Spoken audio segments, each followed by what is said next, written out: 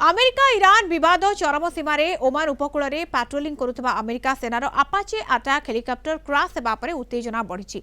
Iran drone धक्का देवारू हेलिकप्टरटी दुर्घटनाग्रस्त होईछि, जहां सीधासलख आक्रमण बोली अमेरिका राष्ट्रपति डोनाल्ड ट्रंप दाबी करिसेंति।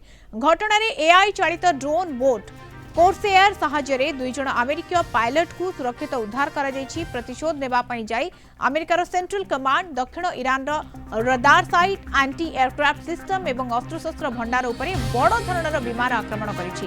केशम द्वीप एवं बंदर आबास भली रणनीतिक स्थान को अमेरिका छारखार करिछि। एपटे यूएस बेस उपरे मिसाइल माड़ करिछि ईरान। एपटे जेकोसी भी आक्रमण जवाब दियाजिबो बोली कही ईरान रेवोल्यूशनरी गार्ड गल्फ अंचल में अमेरिकार 21 सेना घाटी को टार्गेट करी शताधिक बैलिस्टिक मिसाइल एवं ड्रोन माड़ करिछि।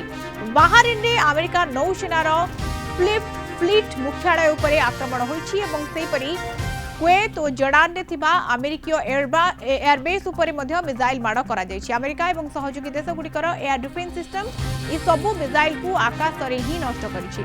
एथिपई अमेरिका सेनार कोनोसी बड़ क्षति होई नाही।